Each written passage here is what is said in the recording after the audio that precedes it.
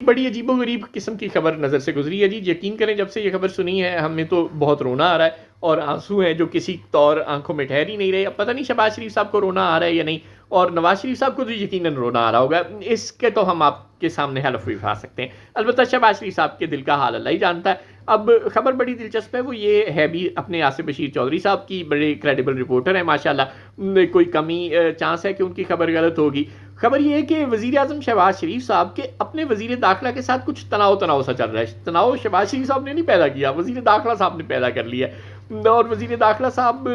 وزیر اعظم صاحب کی کچھ باتیں ماننے پر تیار نہیں ہیں۔ شہباز شریف صاحب علی رندھاوا صاحب کو اور محسن نقوی صاحب لیفٹیننٹ سہیل اشرف کو چیئرمین سی ڈی اے اور چیف کمشنر اسلام آباد لگانے پر بسے تھے۔ یعنی اب آپ اندازہ لگائیں کہ وزیر اعظم پاکستان بیچارے کی اتنی بھی اوقات نہیں ہے اپنے ہی وزیر داخلہ کے سامنے کہ وہ اپنی مرضی کا چیف کمشنر اسلام آباد یا چیئرمین سی ڈی اے تعینات کر لے۔ اور سیکٹری داخلہ کے لیے بھی محسن نقوی صاحب کو شہباز شریف صاحب نے جو 3 سیکٹریوں کے نام دیے ہیں کہ ان میں سے کسی ایک کو لگا لو، وہ ان میں سے کسی کو لانے پر تیار نہیں ہے۔ وہ کہتے ہیں کہ میرا جو ڈاکٹر عثمان انور تھا جسے میں پنجاب میں استعمال کرتا رہا ہوں، وہی آئی جی پنجاب جس کو آہو کاموں کے لیے محسن نقوی صاحب سارے استعمال کرتے تھے،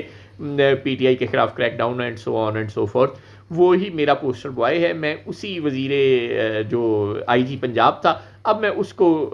سیکٹری داخلہ بناؤں گا، اور شہباز شریف صاحب کہہ رہے ہیں کہ نہیں یار 3 سیکٹری کو ہور نے انہاں چوں کسی ایک نو رکھ لو، لیکن محسن نقوی صاحب تیار نہیں۔ تو شہباز شریف صاحب اب آپ زہر کھانا پسند کریں گے اگر آپ کا وزیر داخلہ آپ کی اتنی چھوٹی چھوٹی معصومانہ سی خواہشات پوری نہیں کرتا، یا آپ آصف بشیر صاحب کی خبر کو جھٹلانا پسند کریں گے، یا آپ چپ کر کے کہیں گے کہ ٹھیک ہے پھر محسن نقوی صاحب چونکہ راولپنڈی کو شکایت لگا رہے ہیں، سنا ہے آپ کے متعلق بقول آصف بشیر چودھری صاحب کے کہ محسن نقوی صاحب نے راولپنڈی والوں کو کہہ دیا کہ دیکھ لو شہباز شریف میری بات نہیں مانتا، اس کو ٹھیک کر دو، تو ہو سکتا ہے آپ ٹھیک ہو جائیں۔ بہرحال اللہ آپ کے حال پہ رحم کرے، ہم آپ کو صرف دعا ہی دے سکتے ہیں۔ یہ کمزور کرسی جس کو آپ کے بھائی نے چھوڑ دیا اور